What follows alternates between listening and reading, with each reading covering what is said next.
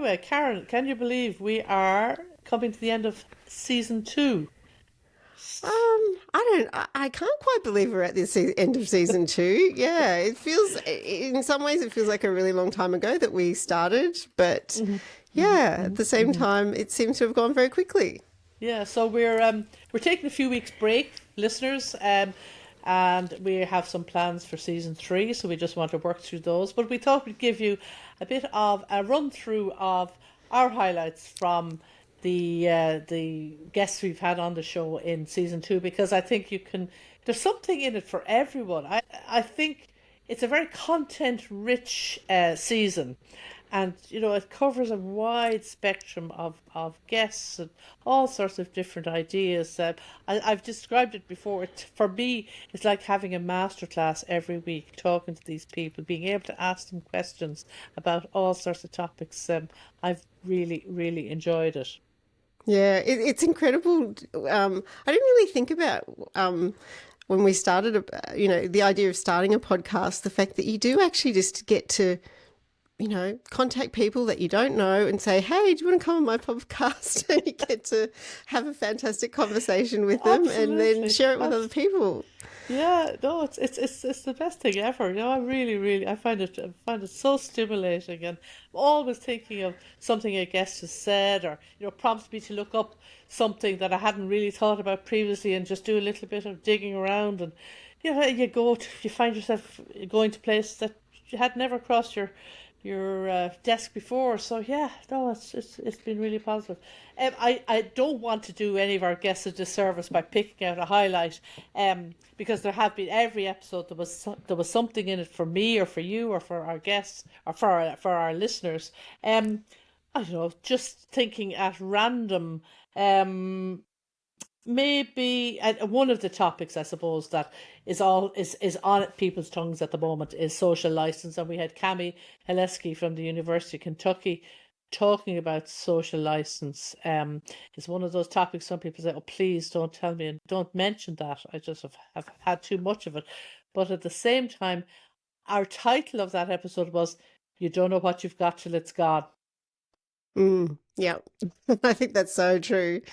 I think we're very lucky what we have with our horses, and Hmm. making sure we hang on to that, which is really what Changing Rein is all about. So I think that's a Hmm. fabulous one for you to kick off with, Mita. Hmm. Hmm. And Hmm. Cami was, I think, a very fearless and forthright guest with her, with the information that she shared with us, which included her research and also her personal experience working in Hmm. various capacities Hmm. throughout the Hmm. industry, and even being a horse mum Hmm. and the Hmm. things that she, Yeah. that Yeah, she yeah, witnessed when she was just out and about as a horse mum, which I thought was ab really, really absolutely. great. Um, Two things that struck me about her episode. One is that, and I think this comes through a lot of our from a lot of our guests, is change can be challenging.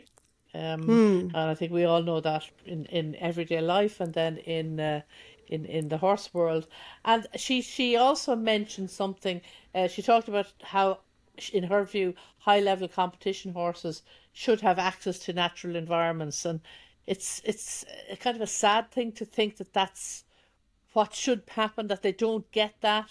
I find that just sad to think about, that they're all they do is do their work and then stand in their stable, and they don't get an opportunity to just go for trail rides, or just be horses. Hmm.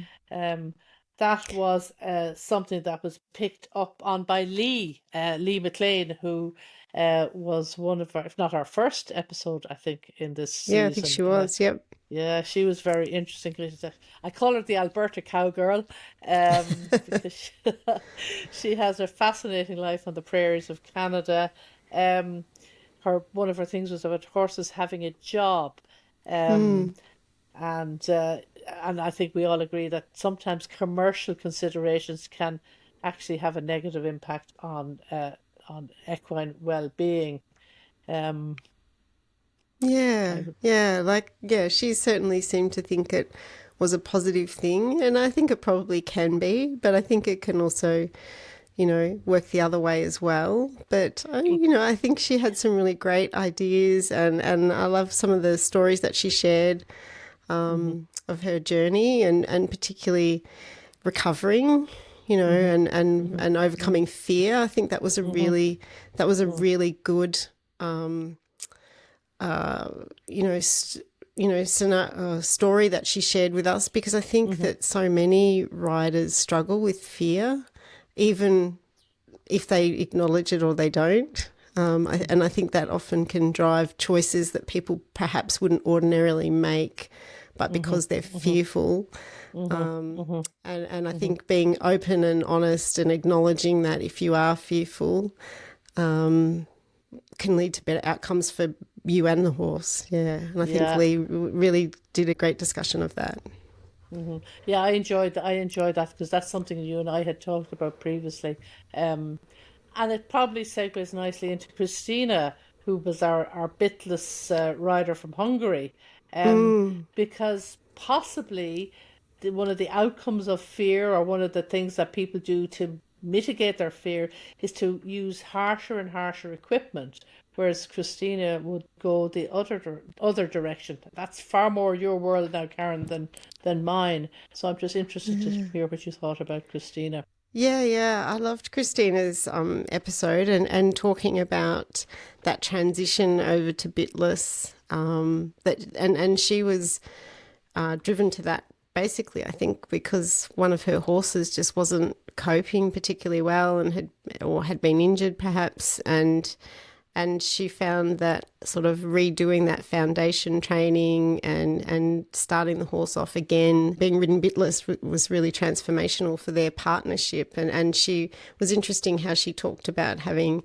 a different type of relationship with the horse. So it was more about communication rather than control. And I think that's sometimes something that happens when we're fearful. We feel like we have to control, versus if we're not fearful, it's okay to communicate. And if the person that we're having the conversation with says something that we don't like, if we're not afraid, we can cope with that, and we can work it out. And I think that is definitely something that happens when you do decide to ride a horse, either bit free or bridle free, even more so, is it's okay to have that conversation and communicate with the horse. And if if you're in tune and the communication's good, usually it all works out pretty well, because most horses are pretty cooperative.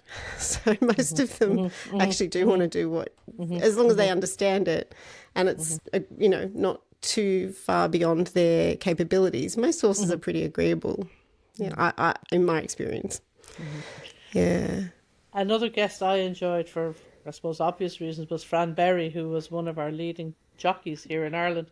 And I thought what he had to say about how jockeys in particular communicate with their horses was really interesting, because they don't have the same contact with the horse, I suppose, as conventional riders do. And he talked about how it was not just important to communicate with the horse, but also to talk to the guy or girl leading him up, to talk to the trainer, to just know that horse, because he arrives at the race track, he may never have sat on that horse before. He has a very limited amount of time to get to know that animal. And I thought he described it really, really well.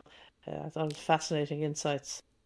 Yeah, I enjoyed his episode. It was an insight into a world that I don't know very much about at all, unlike you, which is definitely your world. So, and he was such a gracious guest, and really generous in sharing all of his ideas. I really enjoyed the chat we had with Fran. Yeah, it was really Well, it and a was world great that conversation. sorry, a world No, that probably neither of us know much about is the world of donkey welfare. Um, and we had Jo Hockenhull, and I mean her episode covered not just donkey welfare, but also her broad range of experiences in the animal welfare world. Um, and her openness and her curiosity about all those different aspects, particularly I think about human animal interaction. I found that really interesting. And it kind of, you could see the arc of her career, how it all just kind of fallen into place. She's now the head of research at the Donkey Sanctuary, and we learnt a lot about donkeys, I suppose, starting with the fact that they're not just long-eared horses. Um, we felt it was probably important for people in the Changing Rein audience to hear about equids other than horses. Yeah, definitely. Because obviously we focus on sport and racing and things like that. But of course, most of the world's equids are working equids, and a lot of them are donkeys. So yeah, we thought, Joe has definitely done research in the sport horse and racing worlds, but yeah, now she's working with donkeys, and yeah, I'm a big fan. Like I have a bit of a girl crush on Joe because she was such a generous person in helping me getting going with my research. So I feel very indebted to Joe, and yeah, of course, really enjoyed having that conversation, and being able to share some of her work, and shed a bit of light on some of the stuff that she's done. So yeah, that was great. Yeah, as listeners probably wonder how we choose our guests, and sometimes they are people that we both know, by reputation or personally. Sometimes we bring a guest to the discussion. We say, "What about someone?" and we explain why we think they might be interesting. And I think it makes for a good mix. But one of our rules of thumb is that we both have to be actually enthusiastic about the person, Yes. and I think that Yeah. comes through, because I must say some of the guests you have introduced me to, I wouldn't have heard of them before, but I really really enjoyed what they've had to say. Now some of them are I laugh about this sometimes, because in my head, listeners, Karen is the more cerebral person and I'm the more, well, what's the story here? One of our guests who really got me thinking was Marianne Davies, who is she self describes, I think, as a pracademic. So she's a practitioner and an academic, and her particular interest is coaching, but not the type of linear coaching. A will lead you to B, kind of the rote learning, keep repeating this until you get it right. It's not that type of approach at all. This really expanded my thinking. I had to think hard about it. I've had to listen to that episode a couple of times to really get my head around what Marianne had to say, but actually it's fascinating. Yeah, yeah. I'm a big fan of Marianne's work, and it was great. Again, it's one of those opportunities where you just say, "Hey, I really love your work. Do you want to come on my podcast?"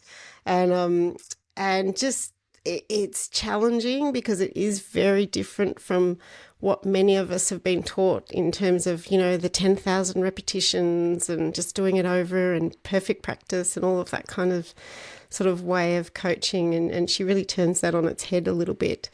But interestingly, I probably got some of the best feedback from people here in Australia for Marianne's episode, people that I know who do coach, and got in touch with me and said, "Oh, that lady, she was amazing. Can you get her to come back on?" So, heads up, Marianne, we might be coming and asking you to come back on and tell us a bit more about coaching. So it was really good to get that feedback, because we were a little bit nervous because it was her content is so different, that we wanted to make sure that we could showcase it in a way where people could access it and understand it, and see what it could offer people, in a really positive way.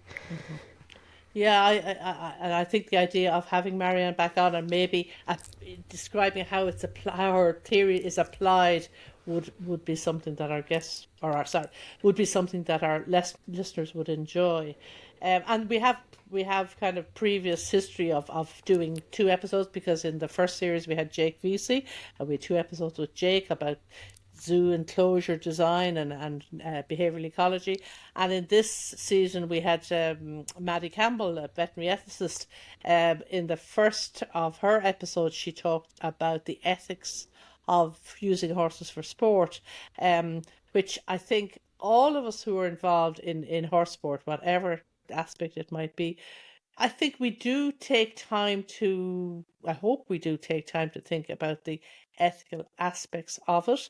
And Maddie laid out a really, I thought, well, two things she did. One, in answer to my question, which I struggle with and I still have to think about, was the difference between ethics and welfare.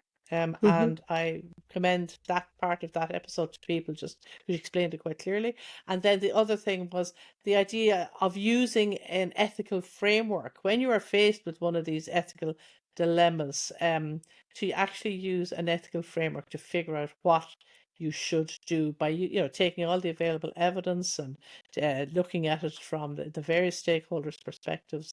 Um, and I thought, there's been an example of a positive outcome of something like that, in that her ethical framework was used by the BHA in looking at the use of omeprazole for gastric ulcers in racehorses, and how that ties in with the rules around withdrawal and not racing on medication. And I see lately that the BHA have actually altered their rules based on the work that she did with Ben Sykes. So I thought that was an interesting, positive application of her work. Yeah. And of course, she talked too about breeding as well, Hmm. which was Hmm. really, I found that really fascinating because, Hmm. again, that's an area that I don't have a lot of, or Hmm. I have had one foal.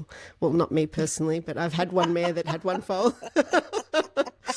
And so that's and that was an accidental foal. That was a mare that turned up already in foal and Okay. produced a foal for me very kindly. So Okay, good. that's my one Good. experience of Yeah, breeding. yeah, yeah. Whereas And, this is obviously my world, was and yeah. continues to be my world. So yes, I couldn't pass up an opportunity to have Maddie talk about the ethics around breeding. And in an interesting twist of fate, just last week, the return of mares for Britain and Ireland for the thoroughbred mares came out, and there was some discussion around the numbers of mares covered by individual stallions. And the Nick Luck Daily podcast talked about our podcast.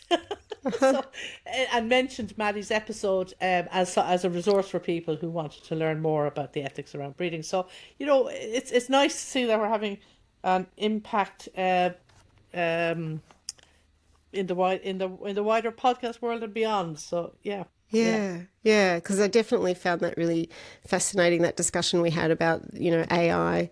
versus Hmm. sort of live cover Yes, that's right. in thoroughbreds. So That's yeah, right. that That's right. definitely Yeah, yeah, um, yeah, yeah, was a yeah. really interesting conversation. And following on in talking about the thoroughbred industry, was we had Vicky Leonard come Hmm. Hmm. and have a conversation with us, which again was really interesting, and Hmm. hearing what she's been doing as far as sort of I guess highlighting some of the positives that are going on in the Hmm. racing Hmm. world, which I Hmm. think Hmm. is really important, and also Hmm. acknowledging some of the work that's still to be done, which I Hmm. think Hmm. again that's also Yeah, it's not throwing the baby out with the bathwater. yes, it's yeah, yeah. it's there's lots of good things going on and still lots to do, which Hmm. is obviously what we know. Yeah. Well, Vicky is full of energy. If I was to sum her up, I would say three words: communications, communications, communications. Yeah. And I think her take on showing the reputational risk associated with not addressing these issues, that is a Hmm. way to actually, one way of influencing change, is to just say, Yeah. lads, unless we wake up to this, the reputation of your business or of your industry is actually under threat. So she had an interesting take on that.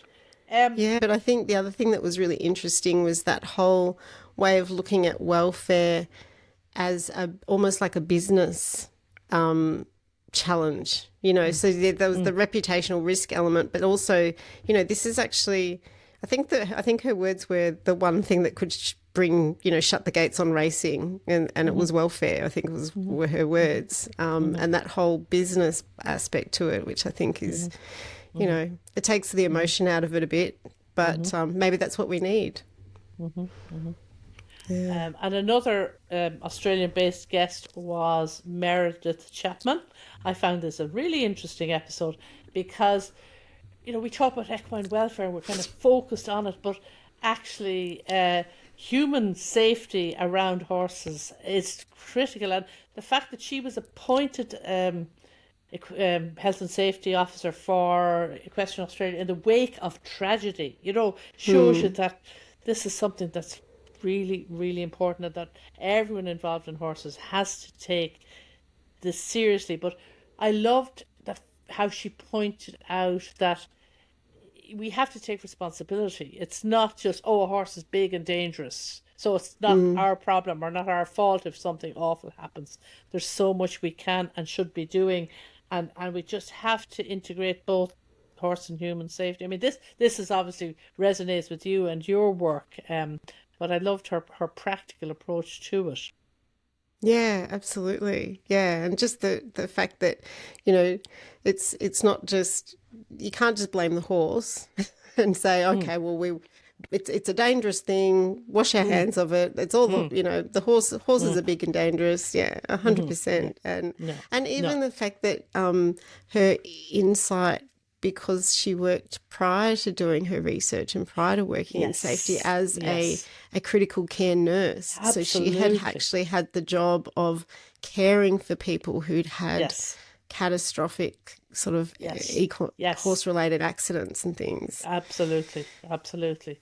And in the same way that you've had people contact you about Marianne's episode, I've had people from that health and safety world contact me and said, "This is great to see. Really good that you're highlighting it." So I suppose that's one of the things in the little mini break we're having. If people would like to get in touch with us and say we really liked this episode, we'd like to hear more about that, or have ideas for guests, we'd love to hear. We'd want more interaction. We really think we can. We're going places with this, but we'd love to bring people with us. So you can contact us on team@changingrein.com.au or directly on the website, which is www.changingrein.com.au. We're on various social media channels. You will see more of us, I think, over the next little while. We really would love to see that interaction. Yeah, absolutely. So we've got a few, what we think they're pretty cool. We've got some things planned for season 3 and some new initiatives on top of the podcast that we're thinking of introducing. So look out for those. But yeah, we'd love to hear from you over the break. So drop us a line, and most of all, thanks so much for coming on this journey with us and listening. We really appreciate having you tune in. Absolutely.